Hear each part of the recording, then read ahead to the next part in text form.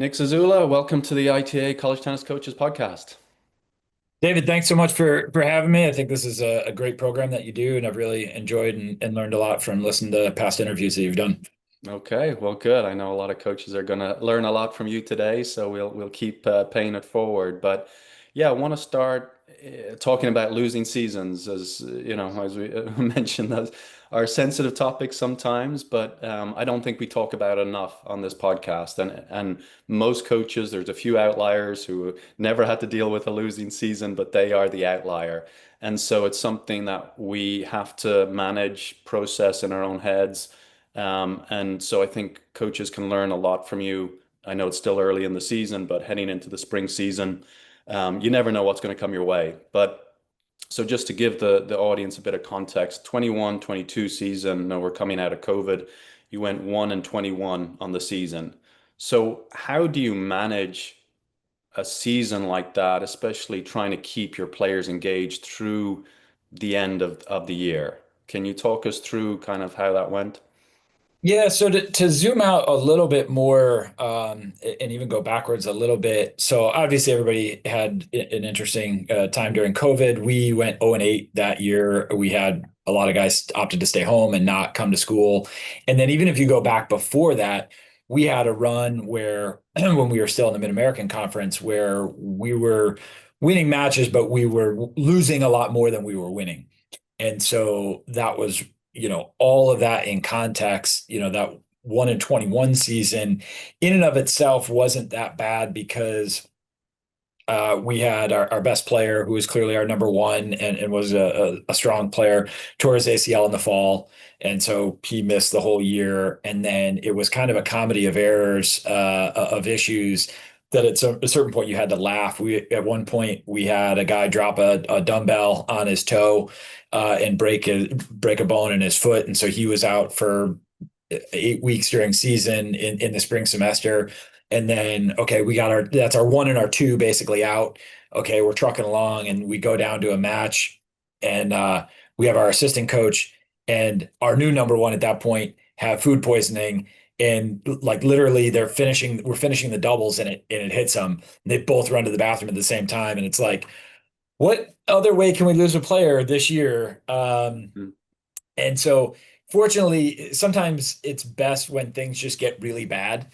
And then you just have to really reevaluate how you're approaching problems and how you're dealing with it. And it's like if things are like a little bit bad, but you're kind of close, you kind of can get stuck in trying to do the same thing and just do it a little bit better. Mm. And when it gets to the point where, whether it's through your own fault or circumstances, that it's just absolutely diabolically bad, you go, okay, we've got to redefine all of our terms here. What is success? We got to totally throw everything out and start over again. And there was some of that work had started, like I said, going back to a couple of those seasons, even pre-COVID, where when I got to Binghamton, we had a super successful first year and we lost in the finals to Buffalo, had match points for the championship, um, and was really in that mode of just like squeezing so tight to try to get the win. And like, we're almost really there. We had beaten a couple top 75 teams that season. And it was like, man, we're really close. And I kept trying to do kind of the same thing, just a little bit better, and didn't realize how negative I was getting with myself, with players. And then guys weren't having fun. They weren't as engaged as much. And then, COVID was what it was. But that 1-21 season, I had started to kind of reflect and try to make some adjustments on my end. And then that was like, a real funny God, greater being moment, going like, oh, you think you figured something out? How are you going to deal with this one? And had to really dive even more into that. Like, okay, if you're really saying you believe in the process and you believe in, relationships and developing, if you can do it now when it's 1-21, like anything else is going to be easier than that. Hmm. Yeah. And so, and it's how do you manage kind of the people outside of the program? Because you're very aware of the injuries, the sicknesses, the things like that. Like, and probably at some point, you feel like you're making excuses, right? You know, somebody asks like, "Oh my God, you're 1-16 or you're 1-17," like, you know, and they can't, you're like, yeah, I could sit here and give them the context, tell them the story, but how do you manage that? Like how maybe administrators or alumni or you know, other stakeholders, community members, you know, how do you manage that? Did that make you feel, you know, real worse about like even though you had the context, how do you manage that mentally? Yeah, and that was tough. And in the following year, we went 4-20. So it's not, it's not like things turned around quickly. Hmm. So that definitely is something where you want to be able to explain to yourself and to important administrators, key people in the program, what is happening so that you can speak intelligently about, I understand what the problem is and I understand what the solutions are. Hmm. Um, but that can very easily sound like you're just making excuses and whining or complaining about situations or things. And so I think that we had gotten involved in some community service projects before, but part of this reevaluation of the program for myself internally was really redefining things. What is success? What does a good student athlete experience mean when they come to Binghamton? They finish 4 years and they can look back with pride on, X, Y, and Z, and really being sure that I define that well enough for myself as well as for the players. And then that gives you an easier talking point to whether it's fans, spectators, local supporters, whether that's alumni, administrators, people on campus that like, hey, this is our mission, this is what we're doing, and this is how we're evaluating ourselves day to day. And we're, yeah, we have too many losses here, and we're trying to fix that. But being sure that and one of the reasons that I was drawn to Binghamton originally was because of the academic nature of the school and the balance that I think our department gets really well, where we have opportunities to play Division I athletics and do them at a high level, but understanding that our job is not to produce professional athletes. Our Hmm. job is to be educators and to make this athletic experience a part of that's enhancing their education of what they're learning about leadership, working with others, about pushing themselves, about being involved in the community. And so that was something from the president on down that was attractive to the school in the first place, where it was like, oh, I feel good about that. And then it's, over time, I've been here for a while now. I've been able to develop that and play off of that strength of the university even more. Hmm. And so, what about the conversations with recruits? Again, a coach has a tough season next year. They get into the summer, you know, they haven't won a lot of matches, but they're trying to sell the program to these recruits. And unfortunately, yeah, winning is part of it. And hey, I want to go to a good team and a team that's challenging for conference titles and getting in the NCAA tournament and stuff like that. Whether that's the right mindset or not is you know, we can set that aside for now. But yeah, tell us about how you continue to sell the program. What were you selling to recruits at that time? So one, fortunately, but again, part of the reason why I wanted to come here is knowing the academic rankings and the strength of Binghamton at large. I always, like, from the first day I got here, we get a lot of email from across the globe, knowing how strong our school of management is, how strong our Watson School of Engineering is, and so those are things that stand out for people who are looking at those programs. And then what it forced me to do a little bit was, we all as coaches get those emails from, especially on the men's side, the 17, 18, I want to go pro. Hmm.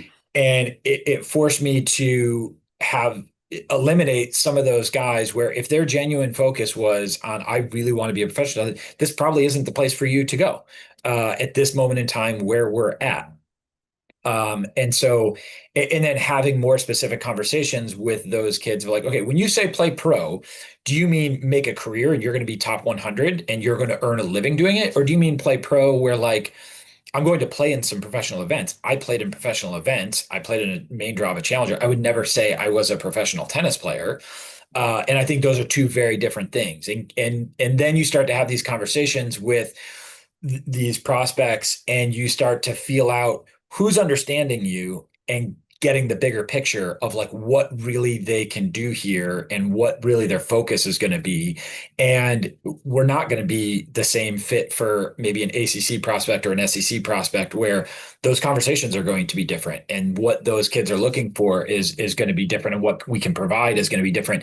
And being okay with that in terms of this is where our program is at right now, what we should be focused on. And that's not to say in 3 or 4 years things won't change or the focus might shift depending on where we're at with resources.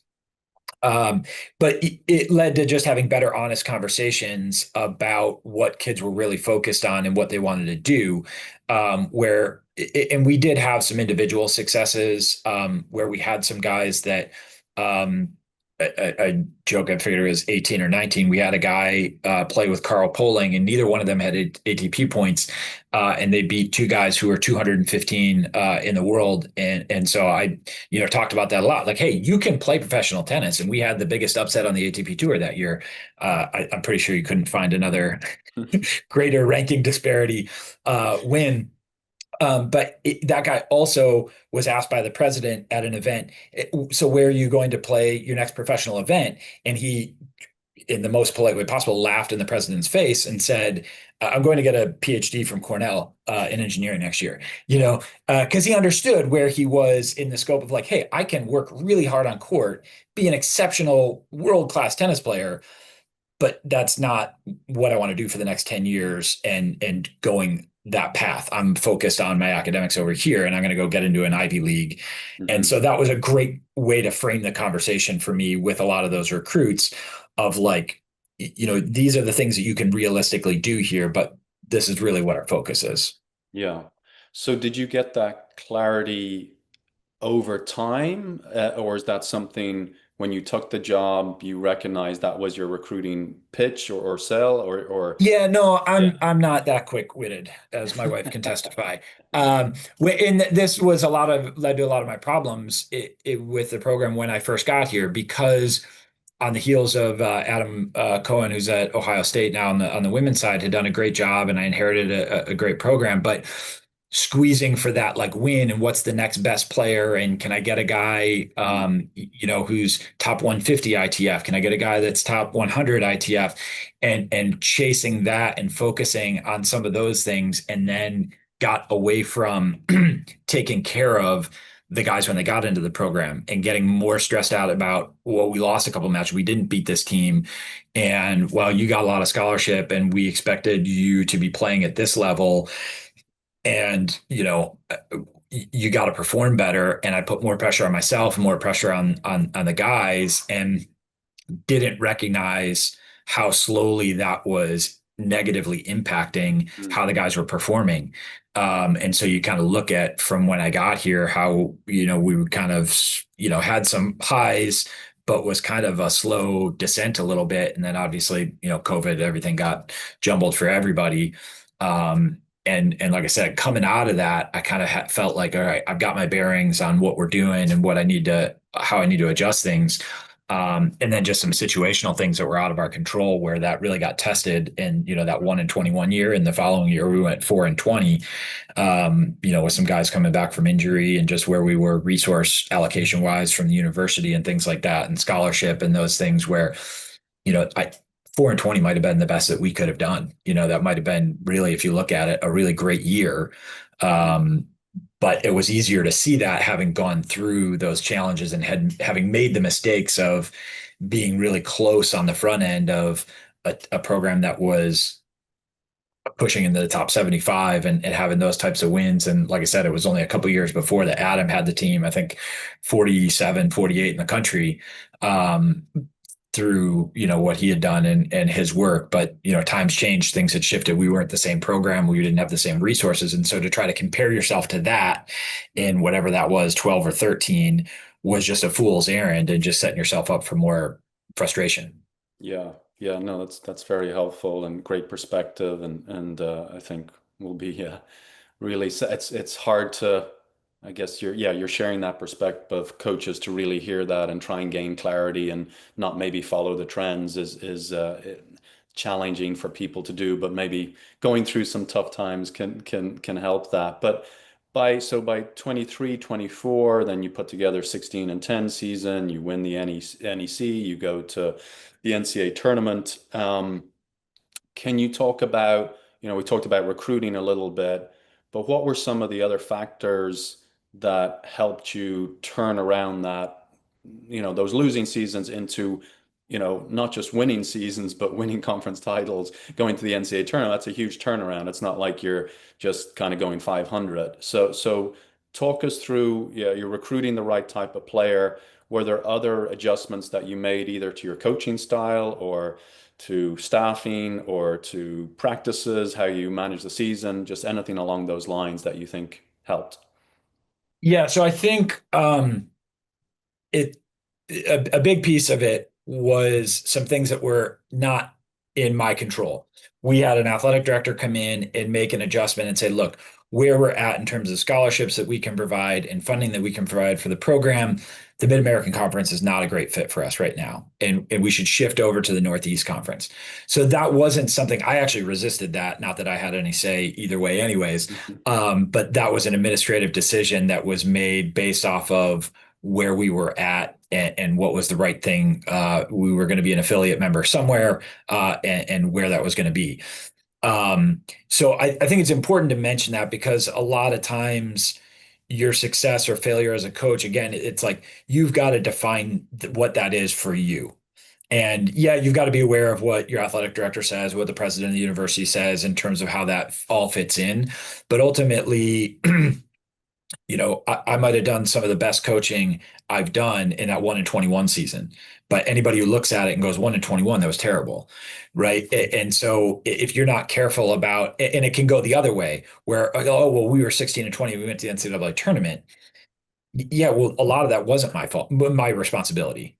Yeah. I didn't make the decision to move into a new conference. Had we had the same exact team and I coached everything the exact same way and we played the Mid-American Conference schedule, I don't think we win that. I don't think we're 16-10. Hmm. So you can't get too high on the highs. You can't get too low on the lows. You got to be sure that you're meeting what your standards are for the program in terms of how you want to be as a leader, how you want to communicate things to the team. And then, yeah, hopefully you get a little bit fortunate and some bounces go your way and you stay healthy and you're in the right fit conference wise and scholarship wise where you can get some wins and some good things happen. But in terms of the things that were more within our control that we as a staff really focused on is we really went very hard on um, our key principles as a program. I've actually got my shirt on right now of putting everything through the lens of gratitude, grit, edify, and compete. And we just go over and over and over again. Everything that we do with the guys, do we have an attitude of gratitude with this? Are we taking a moment to say, hey, I'm alive. I might have real problems, but if as long as I'm breathing, I can make my day a little bit better and I can do something towards a goal or an end that I want to achieve. And then if I come with that attitude, I know that no matter what attitude I have, no matter what my circumstances, I'm going to have problems. I'm going to have challenges.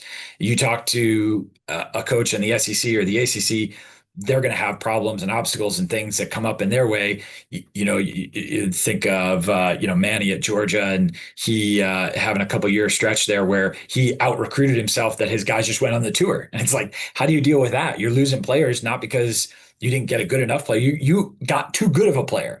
Like that's a pretty big challenge to deal with. So you're always going to have challenges, but you embrace those challenges and recognize that I'm going to learn and grow from that. And so those first two pieces are all about the individual. And then we talk about edifying, building others up within with our teammates. How do we talk to each other? Are we helping each other out when we have freshmen come in? Are we showing them the way, or are we just kind of kicking them to the curb and saying, "Hey, dummy, you got to figure it out on your own. That was a bad mistake." And then our last piece, we talk about compete as how we seek together. My opponent is not my enemy; he's actually my friend. If my opponent tanks a match, I get a W, but I learn nothing. Mhm. Where I can lose a match against a great player who's far better than me, and I might learn a lot more about myself on that day on that loss. Mhm. Um, And so we tried to really hammer down that every week we're putting everything through that framework. Okay, you're having a bad attitude at practice. It's not just me picking on you that, hey, your body language is bad, but hey, are you approaching practice today with an attitude of gratitude? Hey, your teammate's over there. He doesn't even get to play today because he's got a torn ACL. So you might be having a bad day. You're stressed out from class. You didn't sleep enough. Your forehand's bad. But which do you pick? Do you pick torn ACL out for the year, or do you pick having a bad day at practice today? Oh, okay, yeah, I'm pretty happy to have a bad day at practice today because at least I'm playing. So we really went like relentless on that, and that was a big piece of it. And then I think part of this coincided with my parenting journey of um, whether you want to be looking for the things that are wrong and that your kids are making mistakes on, or looking for the things that they're doing right and then reinforcing those things and getting out of that, like, not that problems or mistakes don't need to be addressed, but the more that we find what we look for. And if I'm always looking for the thing that we're doing wrong and the mistake that we're making, I'm just going to keep finding it. And my negativity is going to overpower everything that comes out of my mouth. Whereas if I'm looking for the things that we're doing right and trying to reinforce those, I'm going to provide a much better energy and a much better pathway for, like, hey, this is what we want to do, as opposed to just pointing out we don't want to do that. Yeah, yeah, that's a really great place to be because it's not an easy place to get to. But again, amazing perspective that you have, and you know, the other part that is interesting about the story, or at least I find interesting, is you're going through these challenging seasons, but the athletic department still wanted to invest in the tennis program and help facility wise. And can you kind of talk us through, because I would imagine a lot of coaches would be challenged having those conversations if they're having tough seasons. They want to go hide in a corner. I hope nobody's paying any attention. But you work through your athletic department trying to make improvements, upgrades to the facilities, and obviously help the program going forward as well, and future generations of the program. It's not just going to serve you and this team. And so, talk us through that, how you went about those conversations, and how it ended up in a really positive place for the program. Yeah, again, a little bit of luck, and I'll be the first to admit, I'm not, I don't have a big enough ego to say this is, I took care of all this. We had some very involved, one particular very involved alum who was always engaged in the program. Now, I do think we made a concerted effort on our end to continue to build and enhance and develop that relationship. And a lot of it too, we started around that time of trying to do a better job of focusing on getting our guys career mentors, getting our guys connected with some of our alumni who have done well, both in finance and in particular in medicine. We've had a couple guys where we were able to connect pre-med students with some guys who had graduated from our program and went on to different professions in medicine, and our alumni have enjoyed that, and they've become more engaged and continued to grow. And it's something that, especially going back to 18, 19, where you only have so much time as a coach, and there's infinite number of things that you can do and focus on. But investing that time in our alumni relationships and continuing to enhance the types of things that we were doing to bring alumni together, whether it be on campus or on road trips, and things like that, I think really showed administration that we were having a lot of people engaged with the program, enjoying being engaged with the program, local community, trying to have guest speakers come in from all kinds of areas of leadership within our community, business owners, politicians, different things like that, to share a meal with the team and just chat a little bit about lessons that they've learned in leadership. And then those things, I think, help contribute to administration seeing, again, the whole aspect of education and what the student athlete experience is beyond just wins and losses. And we were fortunate that we had some alumni who were willing to be patient, and not everybody does. And sometimes people say, well, if I'm going to invest in something, I want to see this succeed, and if my name's going to be attached to it, I want to see a win right away. So being a little bit lucky that we had some people that had a little bit of a longer term view of things and got the bigger picture of what we were trying to do educationally and for the student athlete experience.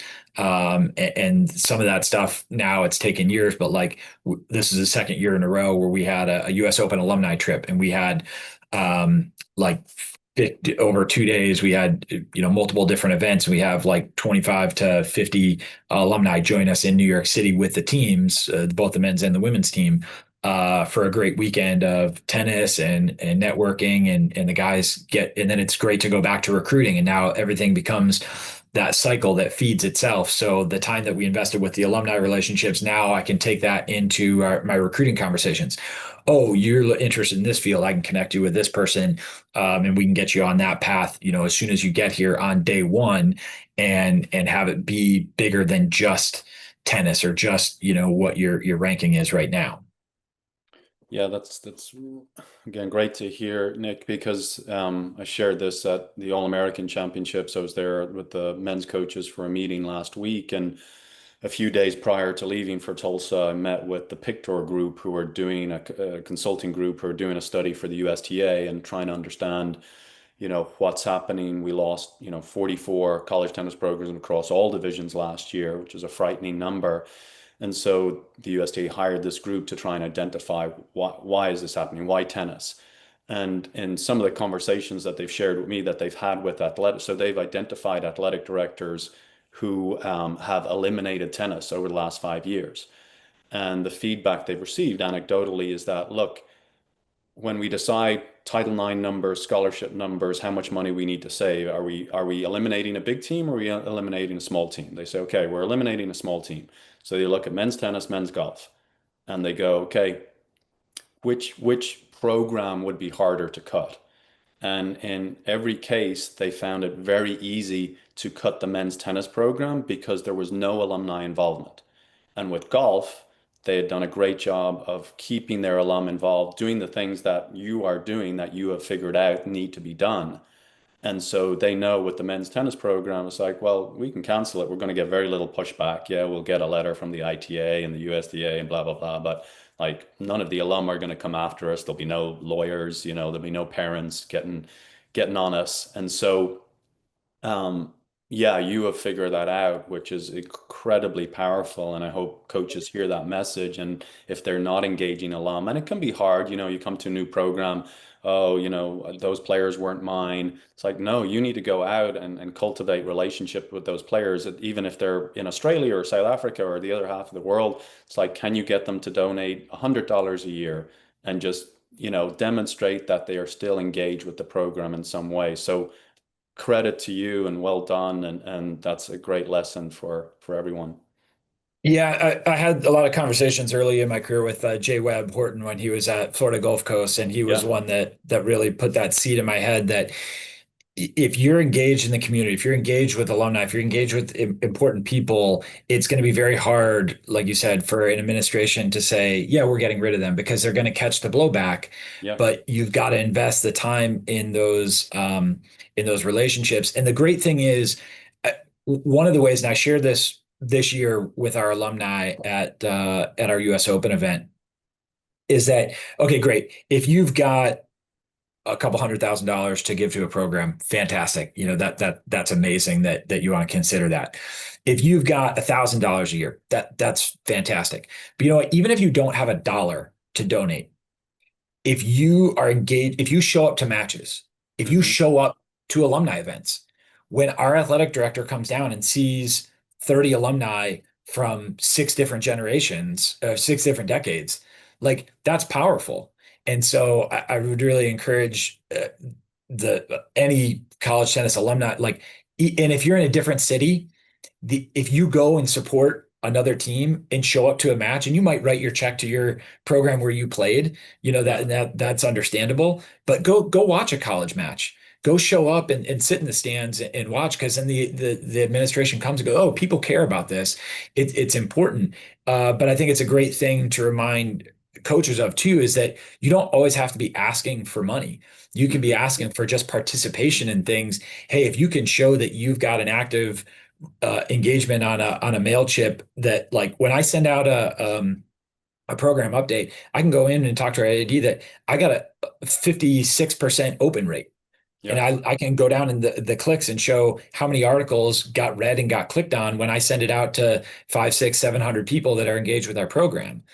And Hmm. those are things that are valuable. Even if I don't get a dollar from any of those, the fact that people care about the program and what we're doing.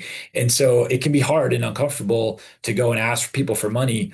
And then the other flip side of that too is to say is like the more that you're asking people to help with other things other than money, the number of times I've ended up getting a check or a donation of goods of some kind because they say, "Oh, I see what you're doing, and Hmm. you're invested in the relationship." And I wasn't even asking for money, but oh yeah, here's a couple bucks, and maybe it's $100, maybe it's a $200. But again, any of those donors, it all adds up a little bit here, a little bit there to show administration that like people care about your program and they're invested in what you're doing. Yeah, yeah. No, thank you, Nick. It's a really powerful message. And yeah, on kind of the other side of the same side of the coin, I guess, is the community engagement piece.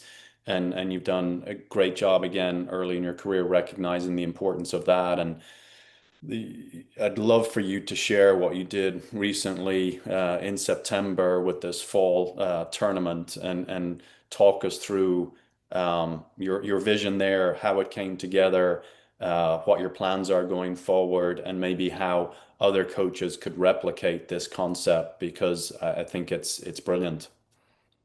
Yeah, we had a lot of fun with this one. We tried to do this actually a few years ago, and so we have had tennis courts on our campus for a while. We had a construction project where we lost our courts for a little while, and so part of it was just out of necessity, like, hey, there's courts downtown on the west side of Binghamton, and maybe we can do an event down there. Binghamton had been one of the longest running challenger events on the ATP tour, and Mhm. they would turn just a basic set of 8 courts into a challenger stadium setup every summer. And so there's been a tradition of some high level competitive tennis in the city of Binghamton. Uh, with COVID and new ATP restrictions, that tournament had gone away. So there was a little bit of a natural opening of like, hey, we're struggling with where our courts are right now. The city's lost this event. Maybe there's a little bit of an appetite to try to do something down there. The first year we tried to do it, it was a disaster. There was an issue with the construction of the courts. And so it was literally, they finished rebuilding the courts the week of the tournament. We go Mhm. down there to practice on like Wednesday, and there was a drainage issue. So there was so much water coming up through the courts that we couldn't play. We had to move back into our on court where on campus where we were down to like 6 courts and we had planned a much bigger event. So it was a disaster. But I had always kept the idea that I really wanted to do this and make it happen through my work with Jen O'Brien in Life is Washable and a lot of her adaptive sport programming. The original goal was um, she was going to invest some money through some of the grants and things that she was able to because this was going to be a completely inclusive event with a wheelchair division. Mhm. And we ended up having to back off a little bit from our initial plans for year one. And we said, well, let's get this off the ground with Division One men and women. Let's bring our club team along as well. And then there's an elementary school in the city, public school, right across the street that uses this area as kind of their playground during the day. Um, so we can get a clinic, we can get the club involved, and we got men's and women's, and it's pretty inclusive from that end. Um, and so we had done some work leading up to this with the Binghamton Public Schools, so they were familiar with us. So when we reached out and said, "Hey, we want to bring some students over during the class day," they already knew who we were and what we were about, and so they were eager to do that. We had spent years cultivating that relationship with Jen O'Brien and her work with adaptable sport in the city of Binghamton. So when I called her up with this idea, she was all on board already. So some of this stuff took a lot of time and some small steps over the course of just getting to Binghamton in 16, 17, 18 and developing some of these relationships and getting some of these going in a very small way. that led us to this opportunity to be able to play down there. And then we've been building the relationship with our club program on campus over the last couple of years, trying to do some joint practices, um, inviting them to participate in some of our community service events and things like that. And then we've been able to hire some of them for some match day logistics, scorekeepers, or with video programming, live streaming that we've got going. So again, it's one of those things that ends up becoming a self-sustaining model where the investment of time and energy on the front end is a little bit slow to get going. But once you really develop these relationships, you're able to make these mutually beneficial relationships where you're helping them out, and everybody feels good about it, and you're not just asking for the take, but you're able to give them back something. So we're able to give, after varsity matches indoors. Now, a lot of times the club team will come up and then there's some open court time and they can play after us and things like that. So they're getting a little bit out of this relationship as well. And having them compete with the Syracuse club team on Sunday at the end of our Carousel Classic at Binghamton was fantastic. So we had, I think in total, somewhere over 30 club participants between Binghamton and Syracuse over the 2 days. So our hope is to be able to continue to grow this, and next year make it a fully adaptive program where we have a collegiate wheelchair division, Division One men's and women's, the collegiate club, as well as integrating a high school match on the weekend as well. And it's played right in the city. I know every city is a little bit different, but it was great for us. The number of people who just in walking through the park and Yeah. hearing a different noise over there that sounds a little bit different than recreation players stop and go, "Hey, what's going on over here?" and check it out. And our home club where we play is only 2 miles away, but it's out of the city limits. It's definitely a drive up the top of a hill, and that becomes a big obstacle. But like you're right there in front of everybody. And I kind of kicked myself that I didn't start some of the stuff even early in my career, because as we start doing this, some of the things just become so obvious where it's just a win for so many different people. And there's challenges, and it's difficult to get the logistics and working with the city to be sure that they're okay with taking things offline and being able to figure things out that work where financially you're not just spending on these things. But we had a ton of help on the weekend, from our club players, for the people who Jen O'Brien and stuff, who invested in it and believed in the program. But I think it's something that we're really looking forward to growing, and adding some music and entertainment and things like that, and really making it a festival next year. Yeah, no, it's amazing. Congratulations on executing on it. I'm excited to hear where it goes. And just so and so the you had four Division One teams there, and you'd play hidden duels. Was that yeah, talk us through kind of the format. Yeah, so for this weekend, for this year, we tried to keep it as basic as possible. So we had Colgate, Lemoyne, and Niagara join us, and we had Paul Caceres, our women's coach here, and really credit to the coaches, because I told them on the front end, I said this is a little bit of an experiment. We don't really know how this is the goal, but we don't know how this is going to work out, and said they were all willing to come and give it a go, and give it a try. And we had a pretty unique setup, I think, in terms of, so it ended up being about 70 fourth and fifth graders from the elementary school that were all brought over. And so we played some matches. We had about an hour set aside for setup and a 45-minute clinic. And what we did was each program took a court. So Binghamton men's team had one court, Binghamton women's had another court, so on and so forth. So each one of the coaches, they had their 8 or so varsity players in charge of running their court. And so the elementary school kids came over, and we had about 6 kids per court, and most of them had never played tennis before, never touched a racket. And we spread them out, and it was a really great. And when we talk about compete for our program, that's what we talk about, is that idea of cooperation. Hey, if we're going to have a dual match, we got to all agree on what the rules are. Where are we playing? Who's paying for the officials? And that all takes agreement first. Hmm. And we forget about that because it's so obvious and basic, but we forget about that. And it's a powerful lesson, I think, to reinforce with our student athletes. And I think in today's day and age, just with what's going on in the world and what's going on in America, it's an important lesson for all of us to remember that like we live in community together with other people. And if we don't look for the opportunities for cooperation first, and we just want to focus on everything that we differ and argue about, it's just going to be miserable for everyone. And so I really credit the coaches, Bobby and Damian and Jeff Lonzak, for being willing to try it and work together to put on a clinic. And I think it was a great example for the elementary school kids to be able to see like, hey, you can go out and play really hard against each other and both try to win the match. And you can also be friends and you can also cooperate. So we don't all have to pretend that we just agree on everything, because that's not realistic. But that ability to fight for a match, but also be able to, like Friday night, we all had dinner together at Big Zeus Barbecue. It's like, we can go and have a go at each other on the court with our forehands and backhands. And then, after the match, connect with each other, which is another powerful part of, college tennis and being sure that we leverage that for our student athletes, that connections that they're building, not just with their own alumni network, but with, at large. Hmm.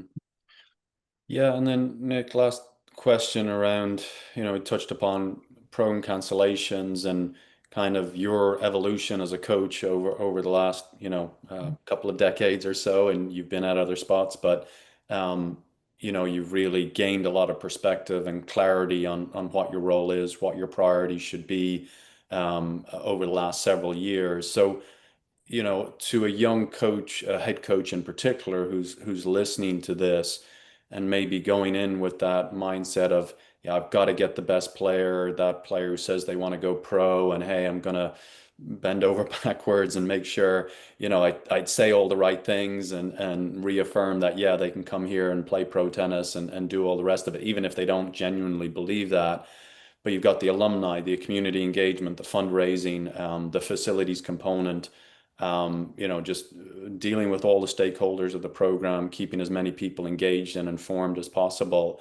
Um, or maybe the question is, if you were to start over again, given the current climate, what are those things you prioritize? You're sitting down in your first year as a head coach. What, how do you list the priorities? Obviously, the players, practices, competition, getting your schedule. But after that, where would you start? Yeah, I think, and not that I totally miss this, but emphasizing the relationships even more, um, and doing a better job listening to the players, listening to what your athletic director is talking about, listening to what your alumni are talking about, before I just maybe started with, okay, here's my plan. This is what I'm going forward with. So I think that would be one. And then I think the other thing that I would, uh, kind of, not directly answering your question, but understanding more so that whatever that big mistake is that I'm making, or whatever my big obstacle is right now, um, it is really my big opportunity, and really the thing that is teaching me the most, the thing that I want to get rid of and not have to deal with. And the number of times that I go back, um, and realize that thing at the moment when I found out, oh, this is happening, or, this corporate sponsor that we had specific for tennis didn't pay us, at the end of the year. And I'm like so upset. And it's like, yeah, but that prompted me to then go out and have four other conversations with other people that I otherwise probably would have just sat back and said, oh, I don't need to go and do that. And so time and time again, those things where what I thought was going to be my ending, or what I thought was really frustrating and upsetting, was like just my opportunity to try a different path and try a different way where I learned and grew way more. And so just in a very general way, being more comfortable with the failure, the problem, the obstacle, and saying like, okay, cool. Like this is good. Mm, yeah. Yeah, that's awesome. Yeah, yeah, I love the perspective. All right, rapid fire. Favorite drill to do with your team? Probably the finisher. So we get all the guys in a line and doubles drill. always my favorite. Doubles drills, high energy, and I'm ripping a return. And that we give them a set number that they got to get in a row. So as a team, we got to get sets of six in a row or something like that. Each guy's up for two, and I get the whole team counting behind them. So it's all in unison. They're yelling at one, two, three, four. It feels more like a team practice. Everybody's counting together, and if they every time they don't, it's like two push-ups or something like small, silly, where like it's not like a big deal, but it keeps the drill moving fast. And it's high energy. And we've got a version of that we call the Carney Witch after one of our old assistant coaches, where we get it into a little bit of point play. But those are my two favorite. Okay. Is there a book that's had an impact on you as a coach? In terms of like probably the one Agassi's book Open Mm, as a coach, it's probably the most quoted line where he says something of along the lines of, if I've got 80% on a given day, my job is to get all 80% of that. mm, And I go back to that quote time and time again for myself and for the players, that like you're going to have bad days and things aren't always going to line up, and you're not going to have your best A game. But then if you complain about it, you whine about it, and now you're half of that, you shot yourself in the foot. And just that piece of it, as well as him understanding that piece of like, he had success, he had, Grand Slam championships, and he just didn't feel fulfilled, and he didn't like himself. He didn't enjoy the journey. And so at that mm. point, are you really successful or not? And his journey through that, I think was pretty cool. Okay. Is there one rule change that you think college tennis could make the sport more interesting just to the general sports fan, maybe not a tennis person? So this is I'll give you one silly one that's like doable and like doesn't solve like a but I think like having a designated like home and away jersey and putting like numbers on the back of the jersey. The number of times I've like turned on a live stream and it's like everybody's wearing white. It's like, Hmm. who's on what side of the court? It's like, what other sport in college athletics tolerates that? It's a super basic thing. Hmm. Hey, we're home, we're wearing green. You're away, you're wearing what, whatever the case is. Yeah. And I think we shoot ourselves in the foot a lot of times as tennis as a sport in college, because we don't think about some of these things, and administrators come, and it's hard to take tennis seriously if you Hmm. don't get some of the little basics right. And so I don't think that's a big cost thing. I don't think it's a big difficult logistics thing. It's just a little bit of communication and organization, and look like you're Mm. a little bit more organized. And the kind of wild fun one, if we could figure out some way to work in a substitution rule. So you Mm. got a guy who's just getting smacked down a set and a break, and you get like one opportunity to bring your seven guy off the bench and see if he can stem the tide and change the fortunes of the match. Okay. Yeah, we actually that um, Jersey rule came up at National Indoor Championships last year, and we've talked about, yeah, is there a way to enforce that? So it's like I said, it's just like, yeah, is there another sport that does it? Maybe fencing. They all wear white. That's the only one I can think of. But yeah, yeah, we make it too hard. All right, best piece of advice you've ever received, either about coaching, parenting, or life in general. I think I stumbled across, I think in a movie, and I've heard it a bunch more times, the farmer's parable. And I've heard it come from a couple different cultures, but farmer's got son goes out on a hunt, and a bunch of wild Mustangs follow him back to his dad's ranch, and everybody in the village comes and says, "Wow, how lucky! What great fortune!" And the farmer says, "Well, we'll see." And the next day, the son is out trying to tame the wild Mustangs and the horses, and he gets thrown and he breaks his leg. And everybody from the village comes over and says, "What a tragedy! It's so sad. Your son has broken his leg." And he says, "We'll see." And the next week, the conscription officer from the army comes and says, "Well, we're taking all the able-bodied men of the village off to war. The emperor has said we've got to go to war." And they look at the son and they say, "Well, you have a broken leg. You can stay home." And the villagers come by and they say, "Oh, what great fortune! Your son doesn't have to go off to war. He gets to stay home." And the farmer says, "We'll see."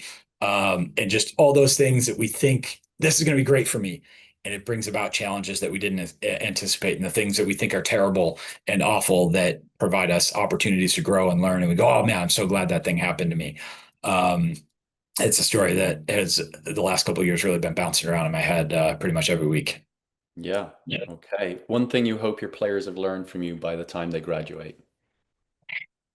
I think impossible for me to separate into one, but I think for themselves, how much their own attitude impacts whatever success is for them and whatever they're pursuing, the attitude that they choose to have, and then I can't separate it from, and especially with a lot of the what I hope we do with our community service is getting them to understand how much they impact others around them, whether that's people in their like immediate family, whether that's people in their business, place of work, but also in wherever they live, in whatever community they're in, through little things, how much of a big impact they can have on other people.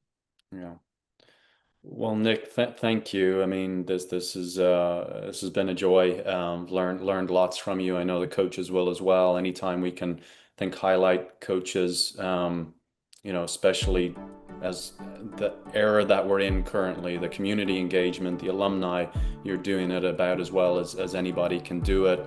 Even though you've had these, good seasons in recent years, it might have been easy for you to take your foot off the gas and like, oh, I'm winning now. I don't need to do this community service stuff. But instead, you've doubled down and are doing even more of it. So thank you for your efforts. And I know the athletic department there is lucky to have you. So keep up the great work.